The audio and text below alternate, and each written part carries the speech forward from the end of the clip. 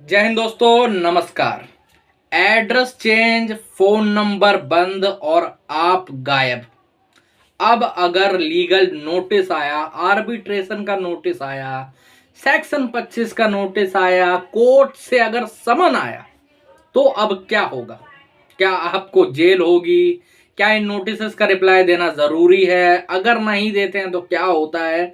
ये बहुत सारे हमारे भाइयों के सवाल थे। देखो, मैं इसके ऊपर अभी आज ही मैंने दूसरा वीडियो भी डाला है, जिसके ऊपर मैंने बताया था कि अगर आपको अपने एड्रेस चेंज कर रखा है और बाकी कुछ चीज़ें कर रखी है तो उसके अंदर क्या क्या चीज़ें आपको करनी पड़ सकती है।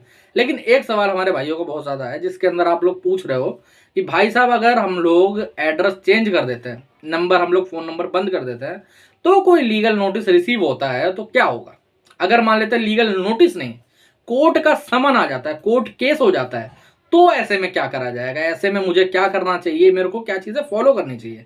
ऐसे हमारे बहुत सारे भाइयों के सवाल आ रहे थे, तो आज मैं इन सभी सवालों का तुम्हें जवाब देने वाला हूं और पॉइंट टू पॉइंट बातें करूंगा कि भाई साहब, इसमें तुम क्या कर सकते हो, किस तरीके से बच सकते हो और क्या क्या चीज़ें तुम्हें लगानी पड़ेंगी, क्या तिकड़म तुम्हें लगानी पड़ेगी। हमारे दिल्ली की भाषा में बोलते हैं तिकड़म क्या लगानी पड़ेगी। ठीक है, ये सब तिकड़म तुम लगाओगे तो तुम्हें आगे चल के परेशानी नहीं होगी। तो दोस्तों, वीडियो शुरू करने से पहले मैं आप सभी का हर्ष कुमार, आपके चैनल लोन डिस्टर्ब में आपका स्वागत करता हूं। अगर आपको लोन संबंधित कोई प्रॉब्लम है, कोई लोन रिकवरी वाला आपको परेशान कर रहा है, कॉल्स बहुत ज्यादा आ रही हैं, कॉल रुकवानी है, कॉल फॉरवर्डिंग की सेवा लेना चाहते हो, अपनी सेटलमेंट करवाना चाहते हो, होम विजिट रुकवाना चाहते हो, आगे किसी लीगल नोटिस का रिप्लाई लिखवाना चाहते हो, चाहे वो आर्बिट्रेशन हो, सेक्शन 25 हो, रिकॉल नोटिस हो, डिमांड नोटिस हो, सरफेस एक्ट 13(2) 13(4) का नोटिस हो, चेक बाउंस, ऐसा कोई भी नोटिस हो, ठीक है, या फिर किसी केस के अंदर बेल लेनी है आपको, चेक बाउंस या फिर सेक्शन 25 के, तो यहाँ पर मेरा नंबर आ रहा है, आप मुझे व्हाट्सएप पर मैसेज कर सकते हो। ठीक है, नॉर्मल कॉल करोगे कोई जवाब नहीं आएगा, व्हाट्सएप पर कॉल करोगे तो भी कोई जवाब नहीं आएगा। आप हमें व्हाट्सएप पर मैसेज करो, उसके बाद हम क्या मैसेज का रिप्लाई करेंगे। ठीक है, चलिए वीडियो में आगे बढ़ते हैं। तो देखो, एक चीज तो बहुत क्लियरली तुम लोग जान लो कि ये लोग रिकवरी वाले जो तुम्हें डराते रहते हैं ना, कि आपने एड्रेस चेंज कर लिया, आपने फोन बंद कर लिया, फोन नहीं उठा रहे हो, एड्रेस बंद, एड्रेस पे नहीं मिल रहे हो, तो आपके ऊपर ये केस हो जाएगा, वो हो जाएगा, फलाना ढिमकाना, ये सब चीजें कि ये नोटिस इशू कर देंगे, ये कोर्ट पुलिस पकड़ने आएगी, ये होगा वो होगा, ऐसा कुछ भी नहीं है।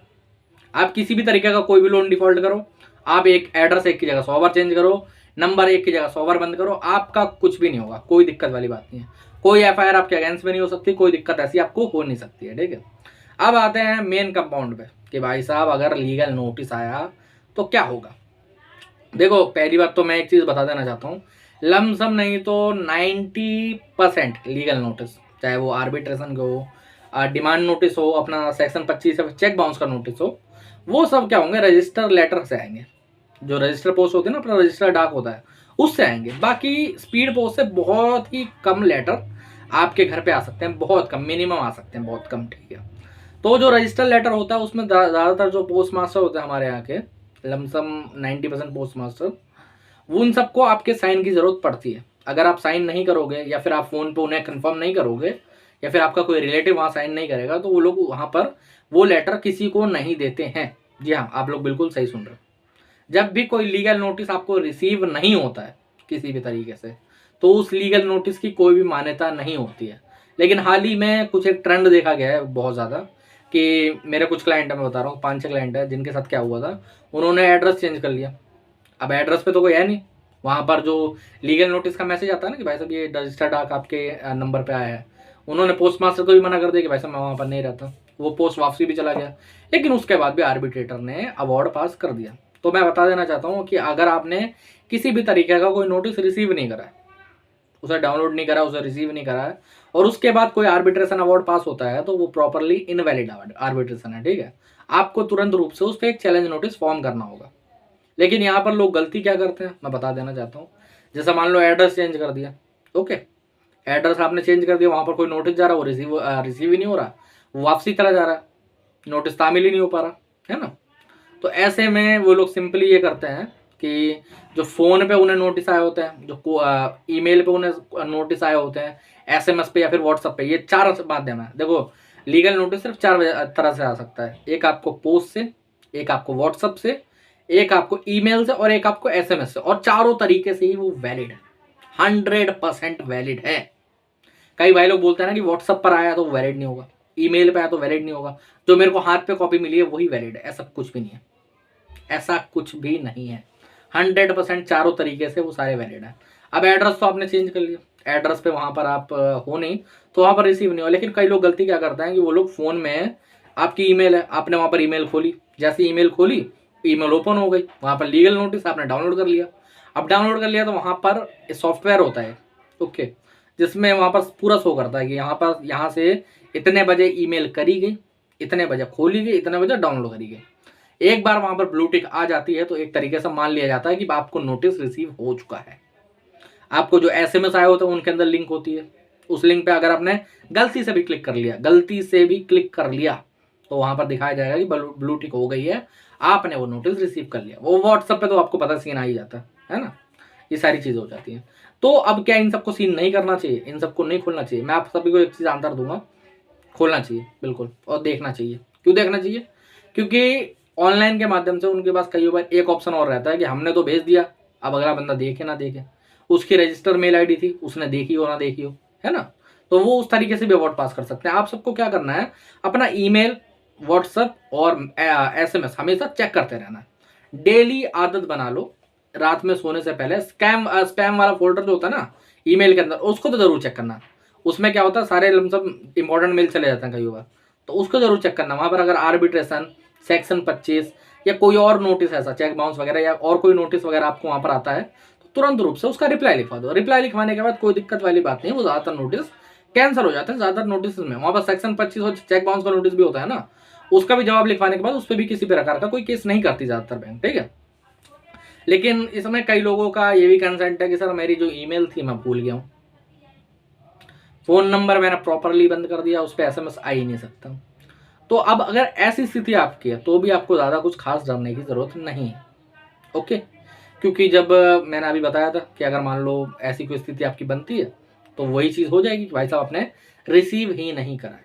अब मान लो आप चला रहे हो, आपके पास है, आप वहां पर ईमेल खोल के देखते हो या फिर ईमेल सीन करते हो, तो वहां पर सीन चला जाता है कई बार। एक्चुअली में ऐसा होता है, मैसेज सीन कर रहे हो तो वहां पर मैसेज सीन चला जाता है, तो उससे वो लोग अवार्ड पास कर सकते हैं। लेकिन अगर आपके पास है ही नहीं वो चीज अवेलेबल, वो बंद ही हो चुकी है, उसको कोई यूज ही नहीं कर रहा, उसको सीन ही नहीं कर रहा, तो उस पर ये अवार्ड पास नहीं हो सकता किसी तरीके से, ओके। या फिर उस पर आगे चल के कोई कार्यक्रम नहीं कर सकती है बैंक या एनबीएफसी किसी भी प्रकार की, ओके। अब लेकिन लोग भाइयों का ये भी सवाल है कि सर या तो नोटिस तक की तो बात है, नोटिस में तो चलो हम देख लेंगे, जो भी तरीका रहेगा रिप्लाई वगैरह लिखवा लेंगे। अगर कोर्ट केस करते हैं, बैंक केस करती है, कोर्ट केस हमारे ऊपर, सेक्शन 25 या फिर एनआई एक्ट, चेक बाउंस का केस हमारे ऊपर करती है, तो ऐसे में क्या करा जाए? ऐसे में हमें कैसे पता लगेगा क्या चीज होगी? देखो उसमें भी सेम सिनेरियो आता है, उसमें भी जो समन होता है कोर्ट का वो आपको तामिल होना चाहिए, वो आपको मिलना चाहिए। अगर नहीं मिलेगा तो वो केस में आगे प्रोसीडिंग नहीं होती है, उसमें कुछ नहीं होगा, डेट बढ़ती रहेगी आगे। ऐसे मैं बता देता हूँ, एक हमारे क्लाइंट है जिनको पता है शायद आई मैं गैस मेरे सबसे 9 महीने बाद समन मिला। वो भी कैसे मिला? उनको ईमेल पे भेजा गया था, बाकायदा लोन कंपनी ने भेजा था, तब जाके उनके खिलाफ आगे फिर प्रोसीडिंग स्टार्ट करी गई। उससे पहले सिर्फ समन भेजे जा रहे थे और कुछ नहीं करा जा रहा, सिर्फ समन भेजा जा रहा था। क्यों? एड्रेस चेंज कर लिया था, वहां पर जाता था। अब जो रजिस्टर डाक से आते हैं उनमें पोस्ट मास्टर को बाकायदा साइन या फिर आपकी कंफर्मेशन की जरूरत होती है। आप हो तो आपका साइन करवा के जाएंगे, आप नहीं हो तो कंफर्मेशन, फोन पे कंफर्मेशन करेंगे, बाकी देखेंगे कि वहां पर है कि नहीं है, कौन रिलेटिव है, आजू बाजू से कई बार पूछ लेते हैं, ऐसे नहीं देंगे किसी को। इसलिए मैं आप सबको भी कहता हूं कि अगर कोई नोटिस आपको आता है उसका आप लोग रिप्लाई लिखते हो तो ज्यादातर स्पीड पोस्ट की जगह रजिस्टर्ड डाक से ही आप लोग भेजो, सबसे बढ़िया रहता है, सस्ता टिकाऊ सबसे अच्छा। 1-2 दिन एक्स्ट्रा लगता है और कुछ नहीं होता, स्पीड पोस्ट से जल्दी पहुंच जाता है, थोड़ा ये फर्क रहता है। तो ऐसे में अगर आपके खिलाफ ऐसा कोई कोर्ट केस भी बैंक करती है तो मेरे भाई जब तक नोटिस रिसीव नहीं होगा तब तक आपको कोई प्रॉब्लम नहीं होने, सॉरी कोर्ट का समन रिसीव नहीं होगा तब तक आपको कोई प्रॉब्लम नहीं होने वाली है। लेकिन एक बार आपने अगर कोर्ट का समन रिसीव कर लिया, जैसे मान लो आपको व्हाट्सएप पे भेजा गया था, ठीक है, कई बार बैंक व्हाट्सएप पे भेज देती है, व्हाट्सएप पे भेजा गया था, मेल पे भेजा गया था, एसएमएस पे भेजा गया था, आपने वहां पर देख लिया, सीन कर लिया, उसके बाद भी आप इग्नोर कर रहे हो तो आपके लिए बहुत दिक्कत वाली बात है। अगर आपने एक बार देख लिया, आपको किसी भी तरीके से रिसीव हो गया तो तुरंत रूप से उस पर बेल ले लो, सेम डे बेल लो, कोई दिक्कत वाली बात नहीं है, ठीक है। वरना आगे आप सेटलमेंट भी करवा सकते हो, एक बार बेल ले लो फिर सेटलमेंट करवा लो, कोई दिक्कत वाली बात नहीं है। कोर्ट से तो बहुत अच्छी सेटलमेंट होती है, कोई दिक्कत परेशानी नहीं होती उसके अंदर, ठीक है।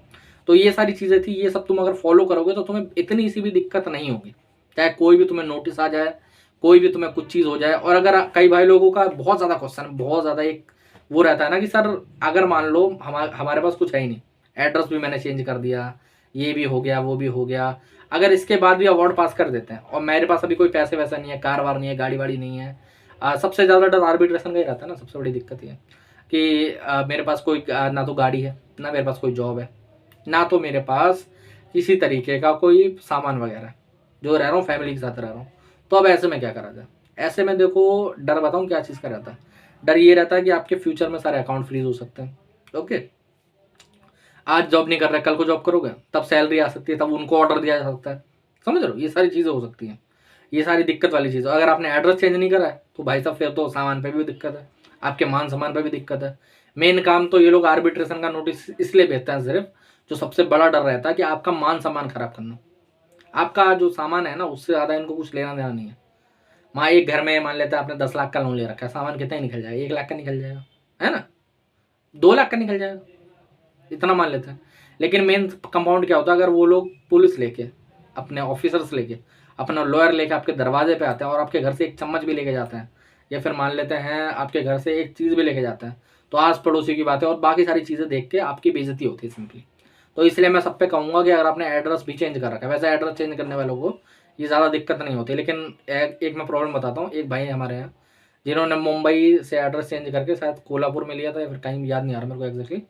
उनके साथ क्या होता है, एड्रेस तो चेंज कर लिया, अब अवार्ड भी पास हो गया, उन्होंने हल्के में ले लिया। अवार्ड उनको व्हाट्सअप पे आ गया था, ओके, और उन्होंने हल्के में लिया कि कुछ नहीं होगा ज़्यादा। उनका क्या हुआ था, वो सैलरी पर्सन नहीं है, वो थे बिजनेसमैन आदमी, दुकान टाइप की कुछ थी। उनके जितने भी अकाउंट थे ना, सारे फ्रीज करवा दिए गए। अब उस अकाउंट में कुछ में फंड भी पड़ा हुआ था, 2-3 अकाउंट में, तो इसलिए थोड़ी दिक्कत हुई बाद में। उसको हमें अनफ्रीज करवाने में और स्टे लेने पे उस पर कम से कम नहीं तो 1.5 महीने तक का टाइम गया था। 1.5 महीने तक ये बिना फंड के इधर उधर से पैसा लेके काम चला रहे थे। तो मैं आप सभी पे कहूँगा कि अगर आपके पास नोटिस रिसीव हो जाते हैं तो आप उनका रिप्लाई ज़रूर लिखो। अगर रिसीव नहीं हो रहा तो फिर कोई दिक्कत वाली बात नहीं, ठीक है। अगर आपका नंबर बंद है, आपने ईमेल भी छोड़ दिया, ऐसे ही आपने एड्रेस पूरा चेंज कर दिया, तब तो आपको रिसीव ही नहीं हो रहा। जब तक रिसीव नहीं होता तो कोई दिक्कत वाली बात नहीं, ठीक है। तो आप सबको टेंशन लेने की बिल्कुल जरूरत नहीं। अगर इसके बाद भी कोई परेशानी लगती है तो यहाँ पर मेरा नंबर आ रहा है, आप मुझे व्हाट्सएप पर मैसेज कर सकते हो, ठीक है। और अगर वीडियो अच्छा लगा हो तो चैनल को सब्सक्राइब करके जरूर जाना, ठीक है। जय हिंद।